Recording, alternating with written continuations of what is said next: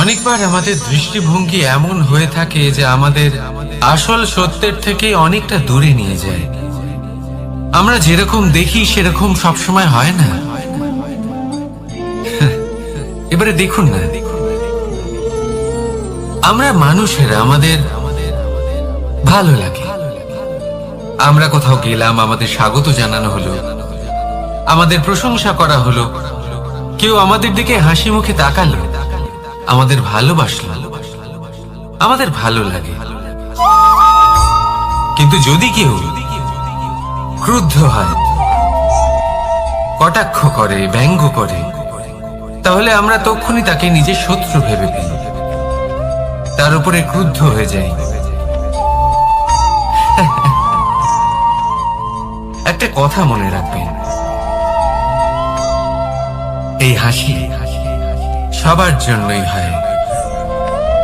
আপনি তাদেরকেও হাসি উপহার দিতে পারেন যাদের আপনি চেনেন, তাদেরও দিতে পারেন যাদের আপনি চেনেন না। ছোটদের দিতে পারেন, বড়দের দিতে পারেন, সবার জন্যই হলো এই হাসি। কিন্তু ক্রোধ তাদের উপরেই আসে যাদের আমরা জীবনে কখনো হারাতে চাই না, যাদেরকে আমরা অসম্ভব ভালোবাসি, যাদের জন্য আমরা আশা করি যে তাদের জীবনের পরবর্তী সময় সব সময় সুখময় হোক, উজ্জ্বল হোক। সেই জন্য আপনার জীবনের সমস্ত সেই ব্যক্তি যারা আপনার উপরে ক্রুদ্ধ হন, কটাক্ষ করেন, জরুরি নয় তিনি আপনার শত্রুই হবেন। হতে পারে সে হলো আপনার শুভাকাঙ্ক্ষী, যিনি আপনার শুধুমাত্র ভালোই চান, যিনি আপনার জন্য একটা সুন্দর ভবিষ্যৎ চান। সেই জন্য সব সময় মন দিয়ে অন্যের কথা বোঝার প্রয়াস করুন। আপনি জানতে পারবেন তাদের কর্মের ধর্ম কি হতে পারে, আপনি জানতে পারবেন তাদের ক্রোধের মর্ম কি হতে পারে। রাধা রাধা। জীবনের এই পথে এগোতে এগোতে আমরা কোথাও থেমে যাই, আমরা জানি না কেন। আমরা চেষ্টা করি যেন আমরা সামনে এগোতে পারি, কিন্তু এরকম হয় না। কি কারণ হতে পারে? আসুন আমি আপনাকে বোঝাই। মনে করুন আপনি কোনো রাস্তায় হাঁটছেন, আপনার পা মুচকে গেল, আপনি পায়ে আঘাত পেলেন। এখন এই আঘাত যদি আপনাকে পথ চলতে বাধা দেয়, তখন আপনি থেমে যান। যদি আপনার ভাবনা চিন্তা ক্ষুদ্র হয়, তাহলে আপনি জীবনে কখনোই এগোতে পারবেন না। ভেঙে যাওয়া কলম দিয়ে আপনি কখনো চিঠি লিখতে পারবেন না। ঠিক সেইভাবেই যদি আপনার মনে অন্যের জন্য হিংসা থাকে, তাহলে আপনি আপনার নিজের ভাগ্য লিখতেই পারবেন না। কাজের প্রতি আলস্য আপনাকে কখনো ধনী হতে দেবেই না, আর ধনের প্রতি লোভ তা আপনাকে কখনো মহান হতে দেবে না। ছোট একটা কথা, কিন্তু এ হলো অত্যন্ত গুরুত্বপূর্ণ। ভাবনা চিন্তা অবশ্যই করুন, আর বোঝার চেষ্টা করুন সেটা যা আপনি বুঝতে চান। হতে পারে আপনি এমন কোনো পথ খুঁজে পেলেন যার ফলে আপনি কোনো খারাপ পথে যেতে যেতে থেমে গেলেন, বা আপনি এমন কোনো অর্থ খুঁজে পেলেন যা আপনাকে মহান হবার পথে অগ্রসর করে দিল। রাধা রাধা।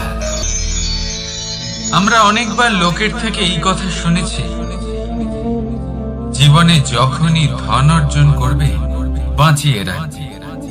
কি হয়, কঠিন পরিস্থিতিতে আপনার খারাপ সময় তা আপনার কাজে আসে। কিন্তু এই কথা কি 100% সত্যি? ভাবুন, এই সমস্ত ধন যা আপনি অর্জন করেছেন তা কি আপনাকে সুস্বাস্থ্য দিতে পারবে? এই সমস্ত ধন কি আপনাকে সুখ এনে দিতে পারবে? পারবে না, তাই না? চলুন আমি আপনাকে একটা কথা বলবো। পরমেশ্বর, ঈশ্বর, যদি এই ঈশ্বরের ওপর আপনি বিশ্বাস রাখেন, সর্বদাই ভালো কাজ করেন, সবার মধ্যে প্রেম ছড়িয়ে দেন আর সবার জন্য শুধু ও শুধুমাত্র শুভ কামনা করেন, তাহলে আপনার সাথে কখনো কোনো খারাপ হতে পারে না। তাই সময় বদলান, সময় বদলানোর উপকরণ নয়। আর ভালোবেসে বলি রাধা রাধা। আমরা জীবনে এমন অনেক মানুষকে চিনি যারা অত্যন্ত শক্তিশালী, নিজের পরীক্ষা দিতে কখনো পিছপা হন না, খুব কঠোর হন, আত্মপ্রত্যয়ী হন, কিন্তু তাও তারা সাফল্য পান না। কেন? কি কারণ হতে পারে এর? লৌহ মানবের মতো ব্যক্তিত্বের অধিকারী হওয়া সত্ত্বেও তারা সফলতা কেন লাভ করেন না? এবার এটার উত্তর তাদের ব্যক্তিত্বের মধ্যেই লুকিয়ে রয়েছে। লৌহ মানব, লোহা। আপনি কখনো লোহাকে দেখে থাকবেন, অত্যন্ত শক্তিশালী, অত্যন্ত কঠিন, কিন্তু শুধু তখনই যখন সেটা শান্ত থাকে, শীতল থাকে। তাকে উত্তপ্ত করো, তা আর কঠিন থাকবে না। তার উপরে এক আঘাত করুন আর তার আকৃতি বদলে যাবে। বুঝলেন? যদি আপনিও জীবনে নিজের শক্তি দিয়ে, নিজের নিরন্তর প্রচেষ্টা দিয়ে বড় কিছু করতে চান, তাহলে সর্বপ্রথম একে শান্ত করে রাখুন, একে শীতল করে রাখুন। জীবনে যা পেয়েছেন তাতেই সন্তুষ্টি পেতে শিখুন। এই ক্রোধের তাপে নিজেকে বদলাবেন না। চিনতে শিখুন সেই চিন্তাগুলো যা ক্রোধ বাড়িয়ে দেয়, আর সেগুলোকে শেষ করে দিন, নয়তো সেই রাগ আপনার পতন অবশ্যই ঘটাবে। রাধা রাধা। আপনি কখনো জীবনে সূর্যোদয় দেখেছেন? কত প্রশান্তিদায়ক, কত শক্তিদায়ক হয়। মনের মধ্যে যেন একটা নতুন প্রেরণা দান করে, একটা নতুন উৎসাহ। কিন্তু যদি আপনি উঠতে দেরি করেন, তাহলে আপনি এই সূর্যোদয় দেখতেই পাবেন না। ঠিক এরকমই হয় আমাদের জীবনেও। সুযোগ সূর্যোদয়ের মতো। যদি আপনি আপনার জীবনে দরকারের চেয়ে বেশি অপেক্ষা করেন এই সুযোগের সদ্ব্যবহার করতে, তাহলে এই সুযোগ আপনার অপেক্ষা কখনোই করবে না, তা চলে যাবে। সেই জন্য এদের সামনে রাখুন। সঠিক সময় আসলে এই সুযোগের সদ্ব্যবহার করুন, নিজের কর্মকে সম্পূর্ণরূপে সার্থক করুন। এটাকে এক মুহূর্তের মতো দেখুন। যদি এরকম করেন, তাহলে জীবনও সূর্যোদয়ের মতোই হবে।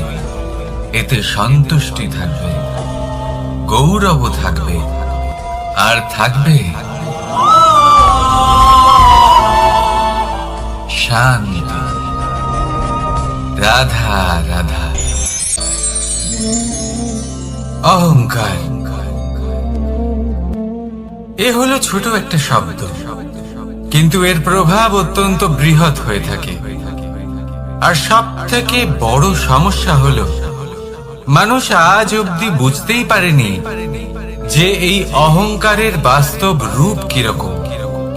কেউ একে গর্বের নাম দেন, কেউ একে আত্মসম্মানের নাম দিয়ে থাকে, এবং কোথাও একটা এমন সময় চলে আসে যখন সময় এই অহংকারকে ভেঙে খান খান করে দেয়। আর তখন না গর্ব আপনাকে বাঁচাতে পারে, না আপনার আত্মসম্মান। এখন যদি আপনাকে উদাহরণ দিই, তাহলে যেখানে আপনি বসে আছেন সেই ঘরেই ওপরে তাকান, সেই ছাদের দিকে। যদি এই ছাদ অহংকার করতে থাকে যে দেখো আমি তো সব থেকে উঁচু জায়গায় আছি, আমার চেয়ে ওপরে আর কেউ নেই, আমি এই ঘরে থাকা সমস্ত ব্যক্তিকে ছায়া প্রদান করি, যদি এই অহংকার এসে যায় তাহলে কি? একবার ভেবে দেখুন, যদি পরের দিন তার উপর আরো একটা তলা বানিয়ে দেওয়া হয় তাহলে কি? এই ছাদ যার নিজের উঁচু হবার অহংকার ছিল, যে সব থেকে ওপরে ছিল, সে এবার পায়ের তলায় চলে এসেছে। এটাই হয়ে থাকে।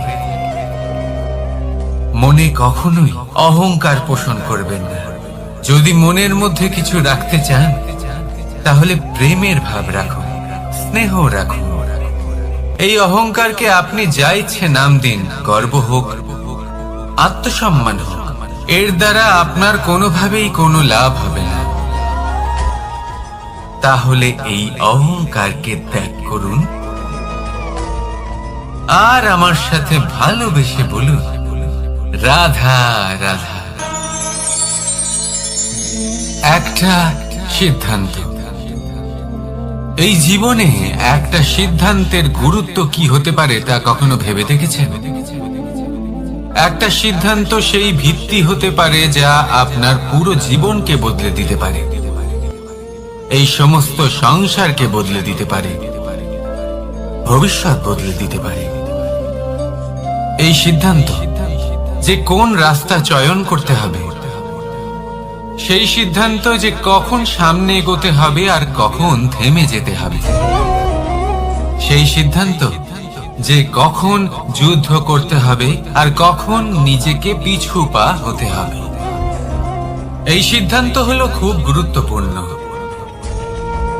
আর আপনি তো এই সংসারে একা নন, তাই আপনার একটা সিদ্ধান্ত শুধু আপনার জন্যই নয়, সমস্ত সংসারের জন্য গুরুত্বপূর্ণ হতে পারে।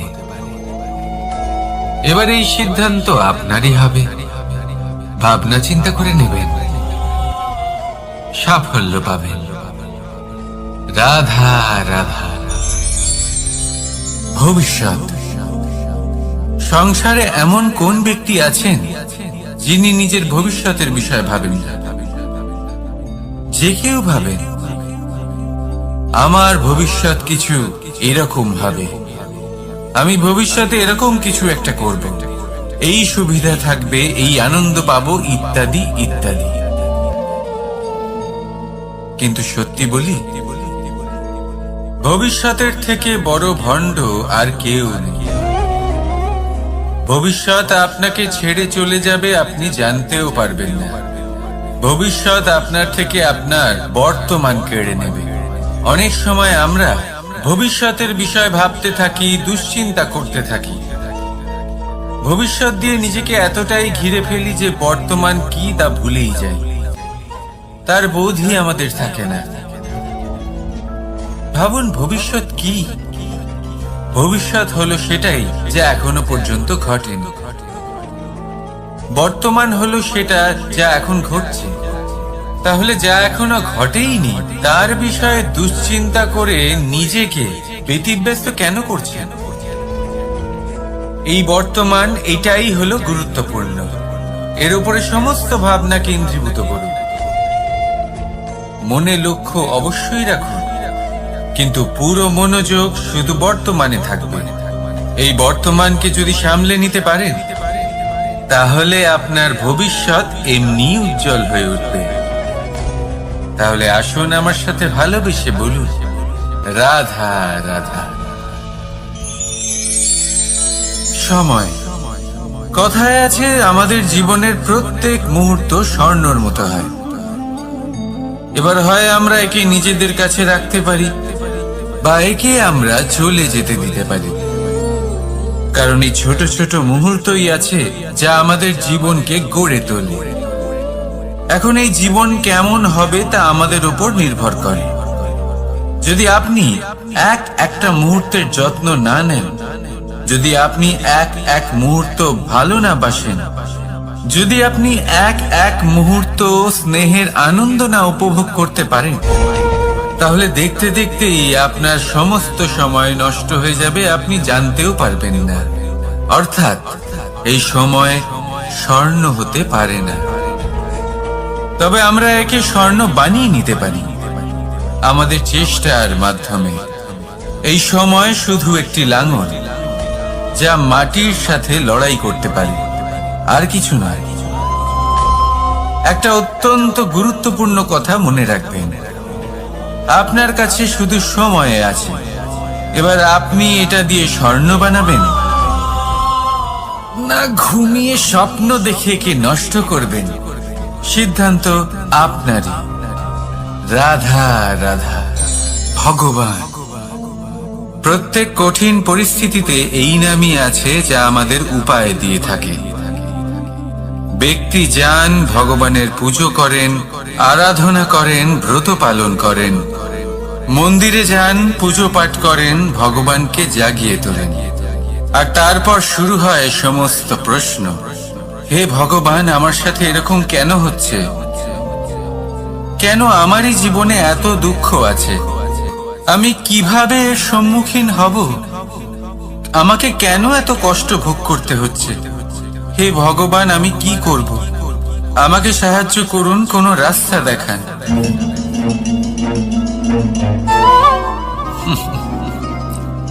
চলুন আমি আপনাকে একটা প্রশ্ন করি।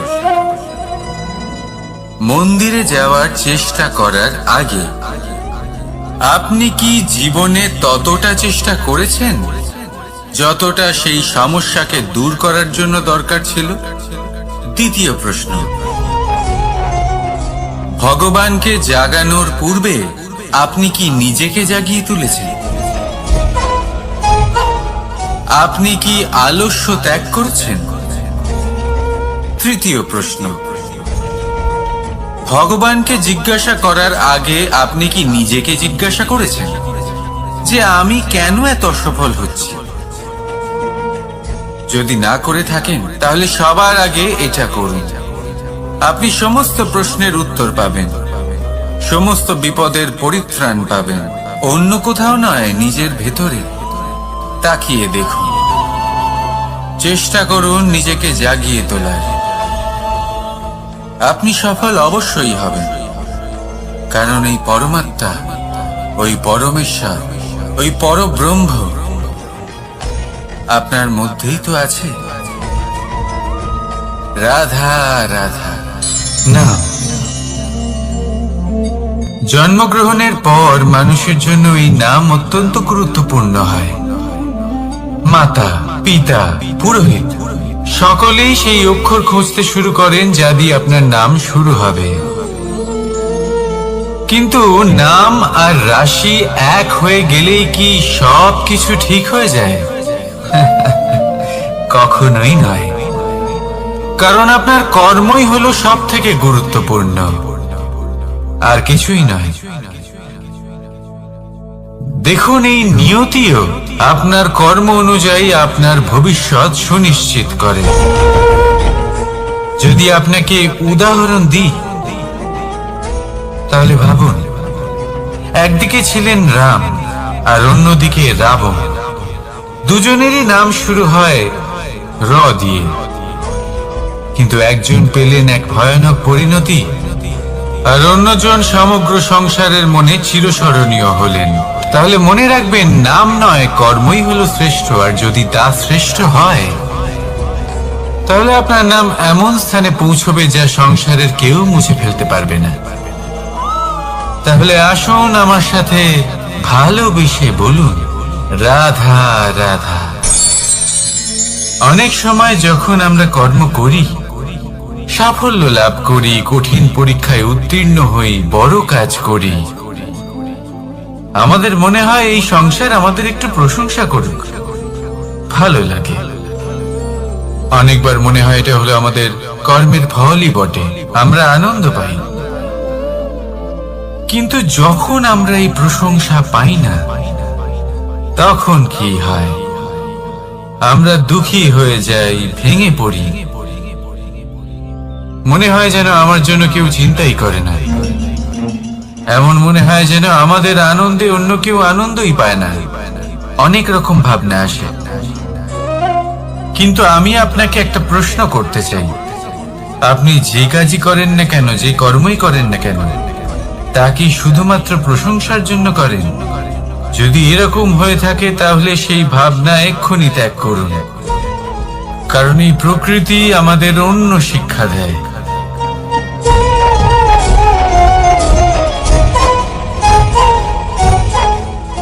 এই ফুলকে দেখুন।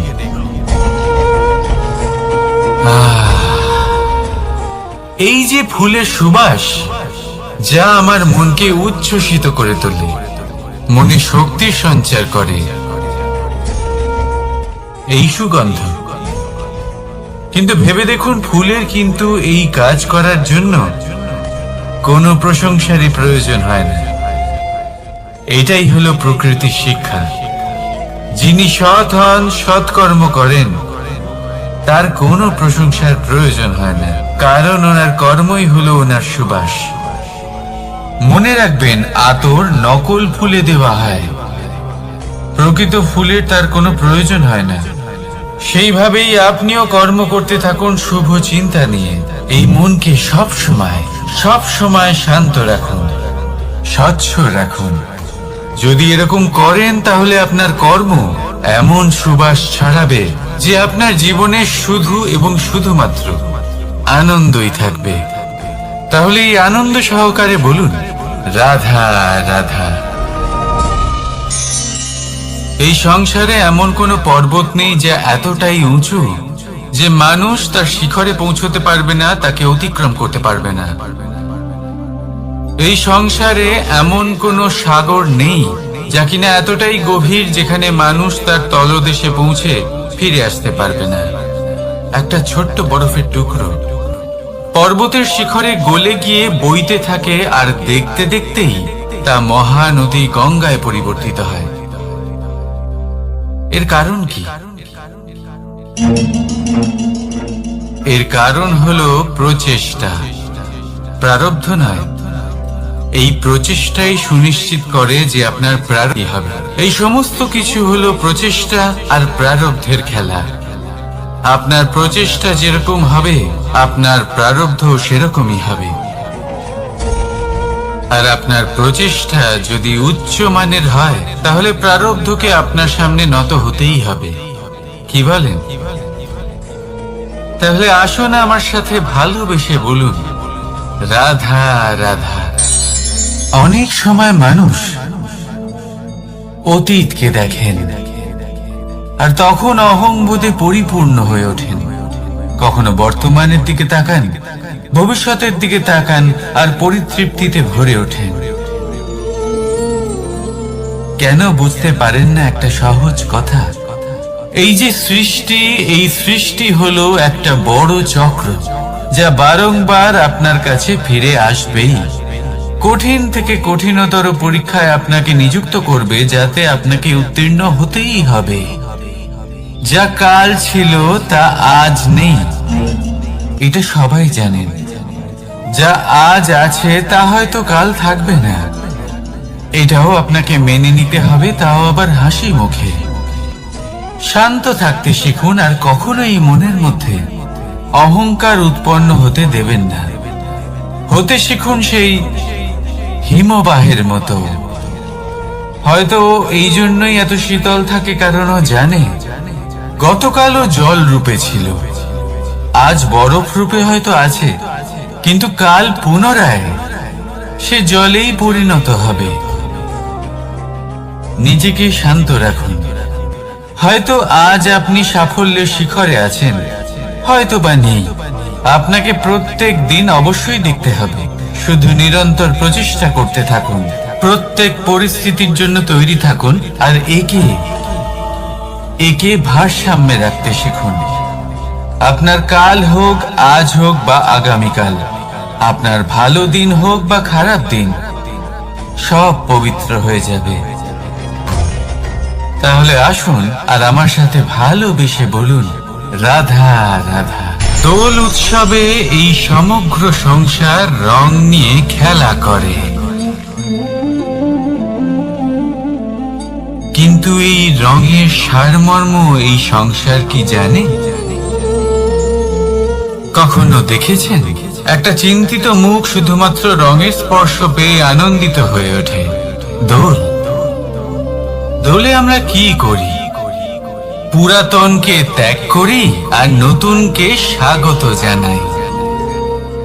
শিশিরকে বিদায় জানিয়ে এক নতুন ঋতুকে আগমন জানাই। দুশ্চিন্তা দূর করে আসার নতুন রঙে রঙিন হয়ে ওঠা, নিজেকে আনন্দিত করা, এটাই তো হলো দোল। এবার দোলের একটা ব্যাপার আছে, দুটো রঙে একসাথে রঙিন হওয়া যায় না। একটা রং উঠলে তবেই আরেকটা রং লাগা সম্ভব। আরো একটা প্রশ্নও রয়েছে, কোন রংকে তুলে দিয়ে কোন রং মাখানো যেতে পারে? যদি আপনাকে উদাহরণ দিই, লোভের এই রং, তা যতক্ষণ লেগে থাকবে আনন্দের রং লাগতে পারবে না। যা হয়েছিল দ্বারকাবাসী এবং সামন্তক মণির মধ্যে, ভ্রান্তির রং যতক্ষণ লেগে থাকবে সত্যের রং লাগতে পারবে না। যা হয়েছে রুক্মিণীর সাথে। আর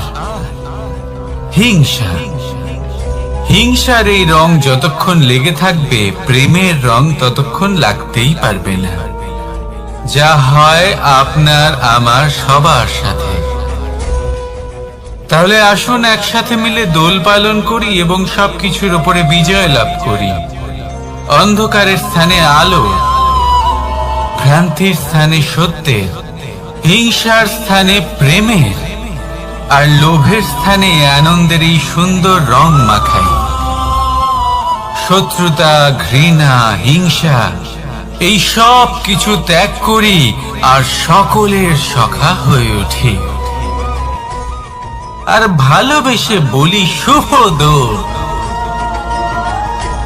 হ্যাঁ, ওটা তো আমরা অবশ্যই বলবো, রাধা রাধা। সংসারে অনেক সময় এরকম হয় যে আমরা খুব সমস্যায় থাকি, খুব বিপদের মধ্যে থাকি। আর সেই সমস্ত মানুষ যারা আমাদের কাছের মানুষ, আমাদের আপনজন, তারা আমাদের ত্যাগ করে চলে যান। আমরা এই সময় দুঃখ পাই, নিরাশ হয়ে পড়ি এবং একা একাই সেই সমস্যাকেও কাটিয়ে উঠি। এবার পরিস্থিতি যেমন খুশি হোক না কেন, সেই সব মানুষ যারা এমন সময় আপনাকে ত্যাগ করেছেন, তাদের প্রতি ক্রুদ্ধ হওয়া, অভিমান করা, এটা অনুচিত। আমি বলবো তাদের প্রতি কৃতজ্ঞ থাকুন। আমি বলবো তাদের ধন্যবাদ জানান যে তারা এমন সময় আপনার সঙ্গ ত্যাগ করেছেন যখন আপনার তাদের সব থেকে বেশি প্রয়োজন ছিল। কারণ দেখুন, হয় তাদের বিশ্বাস ছিল যে আপনি নিজেই এই বিপদ থেকে বেরিয়ে আসতে পারবেন, বা তাদের ত্যাগ করার জন্য আপনি নিজের উৎসাহ বাড়িয়ে তুললেন, আপনি নিজের শক্তি বাড়ালেন এবং নিজে সেই সমস্যা থেকে বেরিয়ে আসলেন। নিজের খারাপ সময়কে আপনি নিজেই ভালো সময় করে তুললেন। শেষ পর্যন্ত আপনি আরো শক্তিশালী হয়ে উঠলেন, আরো শ্রেষ্ঠ হয়ে উঠলেন। আর এটাই তো আপনার বিজয়, যার কারণ হলো তাদের আপনাকে ত্যাগ করা। তাহলে তাদের ধন্যবাদ জানান আর আমার সাথে ভালোবেসে বলুন, রাধা রাধা।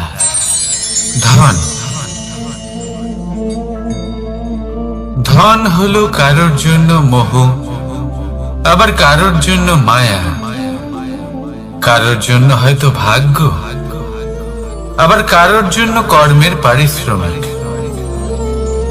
দেখতে গেলে এই ধন হয়তো সবার জন্যই অত্যন্ত প্রয়োজনীয় হয়ে থাকে। সেই জন্যই তো মানুষ নিজের সমস্ত জীবন অতিবাহিত করেন এই ধন অর্জন করার জন্য। অনেক মানুষ এমনও হয় যাদের সমস্ত জীবন এই ধন অর্জন করতেই কেটে যায়। প্রত্যেক মানুষই চেষ্টা করেন যেন তিনি ধনী হন, যত সম্ভব বেশি ধন অর্জন করতে পারেন, সম্পন্ন থাকতে পারেন। আর তা হবে নাই বা কেন? কারণ এটাই হলো এমন এক বস্তু যা আদান প্রদান এমন নানান কাজে আসে। চেষ্টা তো সব মানুষই করেন, ধন অর্জন সব মানুষ করতে পারেন না। কারণ হলো এটাই যে মানুষ ভাবেন যে তার কাছে কিছু ধন এলে তারপর তিনি কিছু করে দেখাবেন, আর ধন ভাবে যদি এই মানুষ কিছু করে দেখান তাহলে আমি তার কাছে আসব। সেই জন্য কিছু করে দেখান, এমন শ্রেষ্ঠ কাজ করে দেখান যাতে ধন নিজেই আপনার কাছে ছুটে আসে। যদি আপনি ধন লাভের আশায় ছোটেন তাহলে আপনি নিজের সন্তোষ ভাব হারিয়ে ফেলবেন, কিন্তু এই সম্পত্তি যদি আপনার কাছে ছুটে আসে তাহলে আপনাকে মহান বলা হবে। সেই জন্য কাজ করুন, শ্রেষ্ঠ কাজ করে দেখান, দেখবেন এই ধন ফলস্বরূপ আপনার কাছে আসবেই আসবে। তাহলে আসুন আমার সাথে ভালোবেসে বলুন, রাধা রাধা। আমাদের মনে সবসময় একটা প্রশ্ন এসেই থাকে, এই জীবন যা কিনা ঈশ্বর আমাদের দিয়েছেন, একটা জীবন। ঈশ্বর এক আত্মা দিয়েছেন পৃথিবীতে বাঁচার জন্য। যতদূর আমরা জানি আমাদের কাছে একটাই জীবন রয়েছে। আমরা ভাবি এই জীবন গুছিয়ে কিভাবে রাখা যায়। প্রত্যেক মানুষ ভাবেন যে আমি কি করি যাতে এই জীবনকে গুছিয়ে রাখা যায়, কিরকম কর্ম করব, কিরকম পুণ্য করব, কি ধরনের শাস্ত্র পড়ব যাতে আমি সেই জ্ঞান অর্জন করি যাতে জীবনটা সুন্দর করে তুলতে পারি। আমাদের সমগ্র জীবন কেটে যায় এই প্রশ্নের উত্তর খুঁজতে, সেই শাস্ত্র অধ্যয়ন করতে। এমন অনেক মানুষ তাও বুঝতে পারেন না। আসুন আজ আমি আপনাকে একটা সহজ কথা বলি, যার দ্বারা আপনি নিজের জীবন সুন্দর করবেন। জীবন, জিহ্বা, এদের দুজনেরই হলো একটাই রাশি। জিহ্বা অর্থাৎ আপনার কথা, এই কথাকে সংযত রাখুন, একে সুন্দর করে তুলুন, মধুর কথা বলুন, যতটা সম্ভব একে নিয়ন্ত্রণে রাখুন। আপনার জীবন সুন্দর হয়ে উঠবে। কারণ এই শব্দ হয় অত্যন্ত শক্তিশালী। এটা হলো এমন এক বন্ধন যা আপনার সামনের মানুষকে আপনার ব্যক্তিত্বের সাথে জুড়ে দিতে পারে। তাই এই শব্দ সংযত রাখুন, একে সুন্দর করে তুলুন। আপনার জীবন আপনা থেকেই সুন্দর হয়ে উঠবে। আর আসুন এই মধুর সুন্দর অনুভূতি দিয়ে বলুন, রাধা রাধা। জীবন, এই জীবন আসলে কি?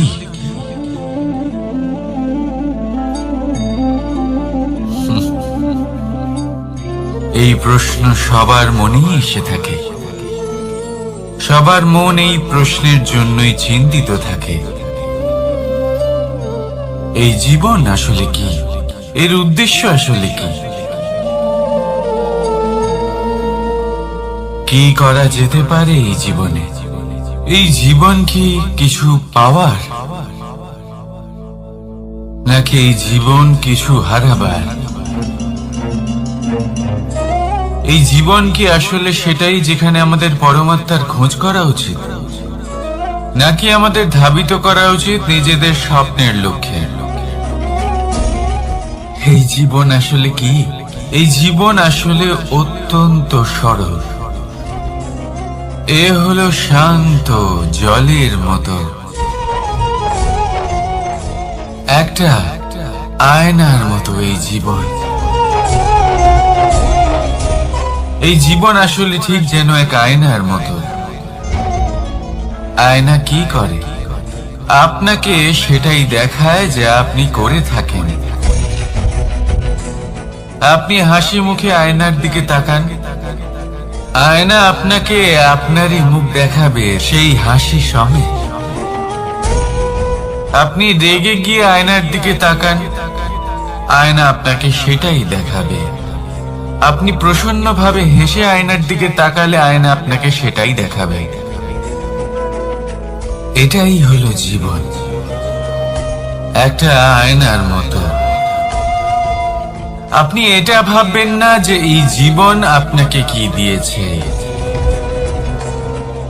বরং এটা ভেবে দেখুন যে আপনি এই জীবনকে কি প্রদান করেছেন। যদি আপনি এই জীবনকে সুখ প্রদান করেন, আনন্দ দিতে পারেন, ভালোবাসা দিতে পারেন, তাহলে এই জীবনও আপনাকে সুখ, আনন্দ আর ভালোবাসাই দেবে। তাহলে আসুন এই সুখ, আনন্দ আর ভালোবাসা দিয়ে বলুন, রাধা রাধা। ধরিত্রীর বুকে গজিয়ে ওঠা এই দুব্য ঘাস দেখেছেন? দুব্য ঘাস, যা আমাদের পাকে শীতল রাখে। এতে যদি বসেন তাহলে মনে হবে নরম কোথাও বসে আছেন। এত ছোট হলেও কিন্তু এর মধ্যে গুণ আছে অনেক গুণ, আর যতটা ছোট এটা ততটাই বড় শিক্ষক। কিভাবে? ভাবুন, পাতা ঝরার মরশুমের পরে সমস্ত পাতা একত্রিত হয়ে থাকে।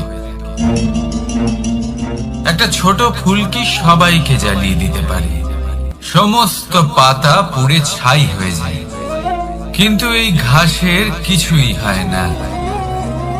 সে যেমন ছিল তেমনই থাকে। কারণ কি হতে পারে? প্রথম কারণ, এরা ছোট হয়। দ্বিতীয় কারণ, এরা বিনম্র হয়, বড়ই সহজে দমে যায় এরা। তৃতীয় কারণ, এদের মধ্যে নমনীয়তা থাকে। আপনিও নিজেকে এরকমই বানিয়ে ফেলুন। কখনো নিজেই নিজেকে কারোর থেকে বড় মনে করবেন না। নিজের এই মনকে বিনম্র রাখুন। এবং সব থেকে বড় কথা, নিজের এই মনে সহানুভূতি, প্রেম আর বিশ্বাসের নমনীয়তা বজায় রাখবেন। যদি এরকম করতে পারেন তাহলে জীবন সবসময় সুখে কাটবে। রাধা রাধা।